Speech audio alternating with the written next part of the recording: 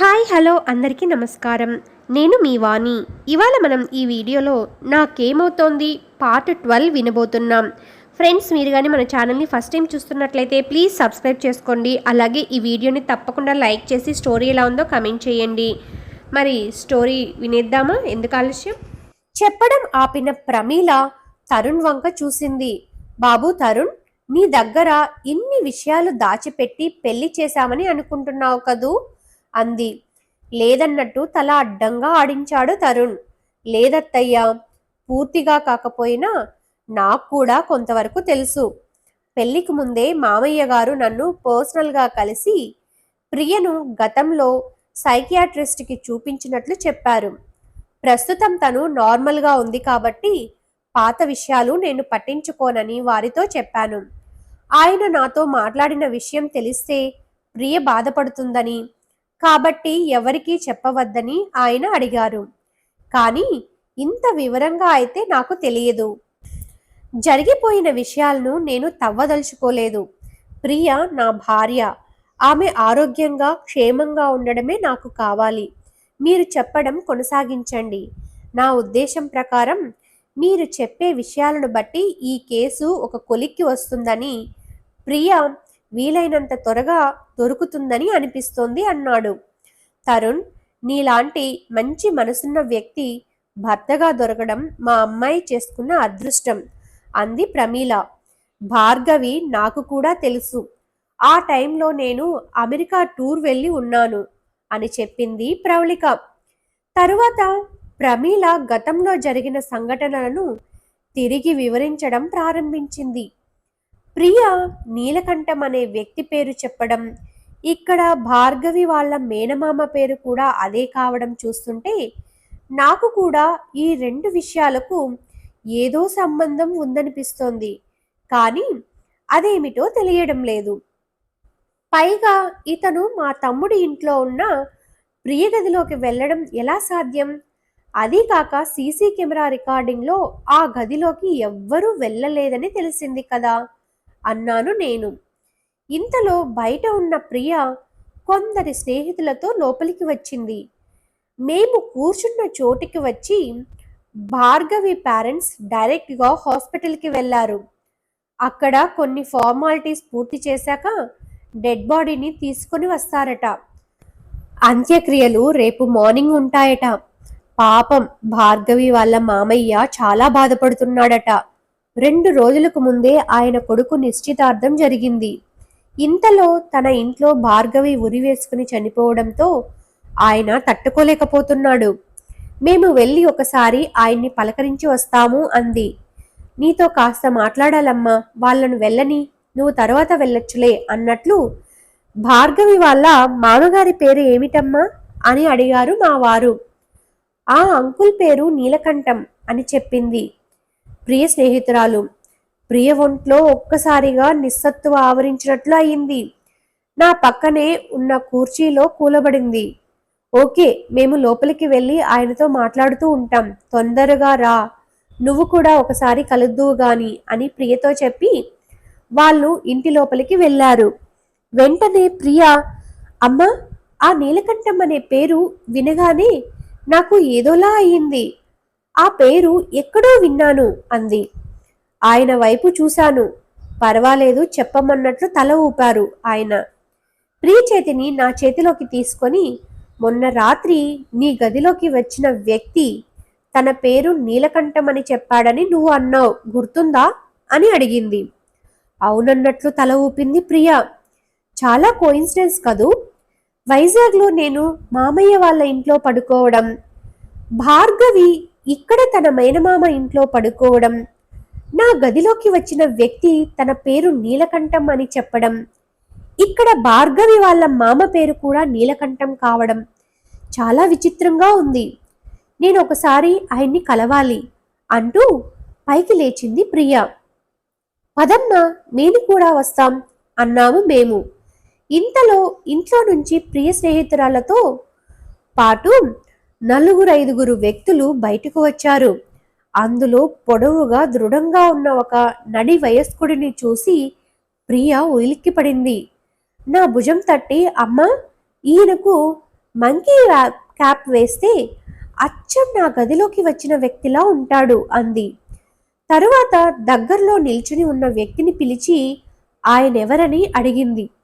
ఆయనే నీలకంఠం, ఈ ఇంటి ఓనర్ అని చెప్పాడు ఆ వ్యక్తి. మా వారు ప్రియను దగ్గరకు పిలిచి తన చెవిలో నెమ్మదిగా, నీ గదిలోకి ఎవరూ రాలేదన్నది సీసీ కెమెరా రికార్డింగ్లో తెలిసిపోయింది. మొన్న రాత్రి నీ మేనమామ నీ గదిలోకి వచ్చినట్లు, నిన్ను చంపడానికి ప్రయత్నించినట్లు నీకనిపించింది. భార్గవి నిన్న రాత్రి ఉరివేసుకుని చనిపోయింది. ఒకవేళ అది ఆత్మహత్య కాదేమో? భార్గవి మేనమామ ఏమైనా చేసి ఉండడానికి అవకాశం ఉందేమో అన్నారు. ఒక్క నిమిషం, ఇప్పుడే తేల్చేస్తాను అంటూ ముందుకు వెళ్ళబోయింది ప్రియ. ఆందోళనగా తన చెయ్యి పట్టుకున్నాను నేను. నా చేతిని విడిపించుకుంటూ, అమ్మా నేను నార్మల్గానే ఉన్నాను, నాకేమీ కాదు అని చెప్పి ఒక స్నేహితురాలను పిలిచి ఆమెతో కలిసి నీలకంఠం ఉన్న వైపుకు వెళ్ళింది. మేము కూడా ఆమె వెనకే నడిచాము. అతనికి సమీపంలో వెళ్ళాక ప్రియ తన స్నేహితురాలతో మాట్లాడుతున్నట్లుగా, నేనెవరో తెలిసిపోయిందన్నమాట, అయితే నేను నిన్ను వదిలిపెట్టను అంది. నీలకంఠం ఉలిక్కిపడి ప్రియ వైపు చూశాడు. ప్రియ అదేమీ పట్టనట్లుగా తన ఫ్రెండ్స్ని విష్ చేస్తూ కాస్త దూరంగా ఉన్న కుర్జీల వైపుకు వెళ్ళింది. మేము కూడా తన వెనకే వెళ్ళాం. నీలకంఠం ఎవరితోనో మాట్లాడుతూ ఉన్నా అతని ధ్యాసంతా ప్రియ వైపే ఉంది. మరికొంతసేపటికి ఒక కుర్రాడు ట్రేలో టీ కప్పులు పెట్టుకొని అక్కడ ఉన్న వారికి సర్వ్ చేయడం గమనించాడు నీలకంఠం. అతన్ని దగ్గరకు పిలిచి అతని చేతిలోని ట్రే తీసుకొని నెమ్మదిగా మా వైపు చూస్తున్నాడు. అతను దగ్గరకు వస్తుండగానే ప్రియ లేచి నిలబడింది. అతను ప్రియ వంక చూస్తూ, ఎవరమ్మా మీరు, తన స్నేహితులా అని అడిగాడు. నేను భార్గవిని అంటూ ఉండగానే ఆయన ఉలిక్కిపడ్డాడు. అతని చేతిలోని ట్రే జారి పడిపోయింది. ప్రియ అది పడకుండా పట్టుకొని, నేను భార్గవిని అంటి పెట్టుకొని తిరిగే స్నేహితురాల్ని, మీరు బాధపడకండి అంకుల్, నేను మిమ్మల్ని వదిలిపెట్టను అంది. మళ్ళీ కంగు తిన్నాడు ఆయన. అదే అంకుల్, భార్గవిని మిస్ అయ్యారు కదా, నేను మిమ్మల్ని తరచూ కలుస్తూ ఉంటాను, మీరు నాలో భార్గవిని చూసుకోవచ్చు అంది అతడి కళ్ళల్లోకి సూటిగా చూస్తూ. అతను తన ఫీలింగ్స్ని కప్పిపుచ్చుకుంటూ, అలాగేనమ్మా మంచిది అంటూ మాకందరికీ టీ కప్పులు అందించి అక్కడి నుంచి వెళ్ళిపోయాడు. సందేహం లేదు నాన్న, భార్గవి మరణంలో ఖచ్చితంగా ఇతని ప్రమేయం ఉండి ఉంటుంది, కానీ ఇతన్ని ఎవరూ అనుమానించడం లేదు అంది ప్రియ. మా వారు వెంటనే తన అన్నయ్యకు కాల్ చేశారు. పోలీస్ డిపార్ట్మెంట్లో ఎవరైనా తెలిసిన వాళ్ళు ఉన్నారా అని అడిగాడు. విషయం ఏంటని అడిగాడు ఆయన. ప్రియ స్నేహితురాలు ఆత్మహత్య చేసుకున్న విషయం మీకు చెప్పాను కదా, పోలీసులు కూడా ఇది ఆత్మహత్యేనని నమ్మినట్లు ఉన్నారు. మాకెందుకు ఈ విషయంలో అనుమానం కలుగుతోంది. ఈ ఇంట్లో ఉన్న సీసీ కెమెరా రికార్డింగ్ని పోలీసులు స్వాధీనం చేసుకుని చూస్తే బాగుంటుందని అనిపిస్తోంది అన్నారు ఈయన. పోలీసులు కాదు గాని హోమ్ మినిస్టర్ గారి పిఏ మా ఎదురు అపార్ట్మెంట్లోనే ఉంటాడు, ఆయనతో చెప్పి చూస్తాను, ఈలోగా అక్కడి లొకేషన్ నాకు షేర్ చెయ్యి అన్నారు మా బావగారు. మరో పావుగంటలో ఆ ఇంటి ముందు పోలీస్ జీప్ ఆగింది. 4 పోలీసులు నేరుగా ఇంట్లోకి వెళ్లారు. సీసీ కెమెరా మానిటర్ ఎక్కడని నీలకంఠాన్ని ప్రశ్నించారు. ఆయన ఒక మూల ఉన్న మానిటర్ని చూపిస్తూ, హార్డ్ డిస్క్ పాడైపోయింది, దాన్ని తీసి పారేశాము, అందువల్ల రికార్డింగ్ కావడం లేదు అని చెప్పాడు. సీసీ కెమెరా పనిచేయకపోతే సర్వీస్ పర్సన్ని పిలిపించాలి, అంతేగాని హార్డ్ డిస్క్ని తీసి పారేస్తారా అని అడిగారు పోలీసులు. సమాధానం చెప్పలేదు నీలకంఠం. అక్కడే రాసి ఉన్న సర్వీస్ పర్సన్ ఫోన్ నంబర్కి కాల్ చేశారు పోలీసులు. 4 రోజులకు ముందే సీసీ కెమెరా యూనిట్ని తనిఖీ చేసినట్లు, హాల్లో బయట వరండాలో ఉన్న 2 కెమెరాలు బాగా పనిచేస్తున్నట్లు చెప్పాడు అతను. రికార్డింగ్ కూడా ఏ ఇబ్బంది లేకుండా అవుతోందని చెప్పాడు. దాంతో పోలీసులు హార్డ్ డిస్క్ కోసం ఇల్లంతా గాలించడం మొదలుపెట్టారు. పెద్దగా శ్రమ పడే అవసరం లేకుండానే బుక్ షెల్ఫ్లో దాచి ఉన్న హార్డ్ డిస్క్ వాళ్లకు దొరికింది. మిమ్మల్ని విచారించాలి, స్టేషన్కు రండి, సహకరించకపోతే బేడీలు వేసి తీసుకువెళ్లాల్సి ఉంటుంది అని చెప్పారు వాళ్ళు. నీలకంఠం చుట్టూ ఉన్న జనాల వంక చూస్తూ జస్ట్ ఫార్మాలిటీ కోసం స్టేషన్ దాకా వెళ్ళి వస్తాను అని చెప్పి పోలీసుల వెంట నడిచాడు. మరికొంతసేపటికి భార్గవి డెడ్ బాడీని ఇంటికి తెచ్చారు. భార్గవి పేరెంట్స్ కూడా అక్కడికి వచ్చారు. కొద్దిసేపు అక్కడ ఉండి మేము మా బావగారి ఇంటికి బయలుదేరాము. మేము వెళ్ళేసరికి ఆయన ఎవరితోనో ఫోన్లో మాట్లాడుతున్నాడు. మేము రాగానే ఫోన్ పెట్టేసి మీరు చెప్పిన విషయం ఎదురింట్లో ఉన్న మినిస్టర్ గారి పిఏకి చెప్పాను. ఆయన వెంటనే పోలీసుల్ని అక్కడికి పంపారు.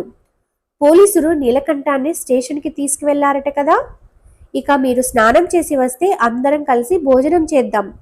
రేపు ఉదయం 10 గంటలకి డాక్టర్ అపాయింట్మెంట్ ఉంది కాబట్టి మళ్ళీ ఆ ఇంటికి వెళ్ళే పని పెట్టుకోకండి అన్నారు ఆయన. బాగా అలసిపోయి ఉండడంతో భోజనం చేయగానే మంచి నిద్ర పట్టింది. పొద్దున 10 గంటలకల్లా హాస్పిటల్కి చేరుకున్నాం. ఆ డాక్టర్ పేరు శ్రీనివాస్. ఆయనకు ముందుగా వైజాగ్లో ప్రియకు జరిగిన అనుభవం ప్రియ ద్వారానే చెప్పించాము. తరువాత భార్గవి మరణించిన విషయం, అక్కడ జరిగిన సంఘటనలు కూడా వివరించాము. ఆయన కొంతసేపు ఆలోచించి తరువాత ఇలా చెప్పాడు. 2 సంఘటనలకు మధ్య 24 గంటల సమయం తేడా ఉంది. భార్గవి మరణించడానికి ఒకరోజు ముందు మీ అమ్మాయి తన మీద ఎవరో అత్యాచారం చేయడానికి ప్రయత్నించినట్లు చెప్పింది. ఆ తరువాత రోజు భార్గవి మరణం జరిగింది. ఆమె మీద తన మేనమామ అత్యాచార ప్రయత్నం చేసినట్లు గాని, హత్య చేసి ఆత్మహత్యగా చిత్రీకరించినట్టు గాని ఇంకా నిరూపణ కాలేదు. ఇక వైజాగ్లో మీ అమ్మాయి ఆ రోజంతా బయట స్నేహితులతో కలిసి తిరిగింది. ఆ సమయంలో తనని ఎవరైనా అనవసరంగా టచ్ చేయడానికి ప్రయత్నించి ఉండొచ్చు.